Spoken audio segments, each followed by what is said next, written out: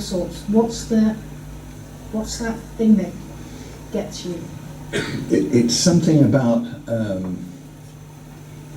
always the unreasonableness of a door that's marked private or no entry. Hearing so-and-so, so-and-so, no, he never sees journalists. We couldn't possibly comment on that. It's actually none of your business. I think those are all triggers that get me working. So I have still a delight, I'm afraid to say, in what you would loosely call a scoop.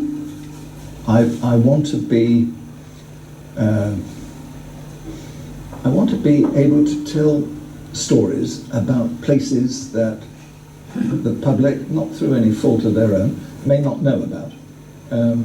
I don't want to tell people what they ought to think, because that's not my job, but I suppose I set out as a goal to challenge people a bit, and as I say, to take them to places and say,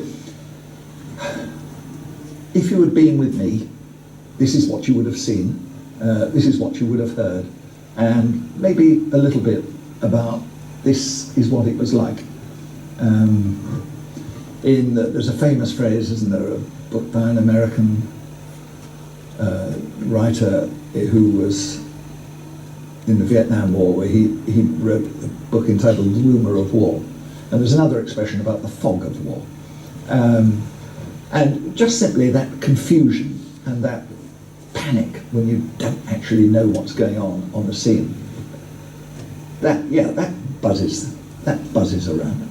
I mean, I did Bloody Sunday. We had an 11-minute, 15-second Sunday night bulletin. We had 10 minutes of it, and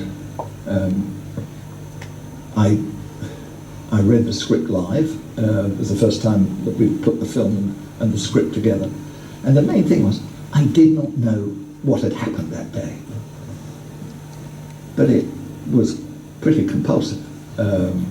So it's difficult to answer that question. There's also that thing which some people find distasteful about the media, that we have that black gallows humour, which is not that we find tragic situations laughable and want to giggle about them, but you have to surround yourself with some sort of protection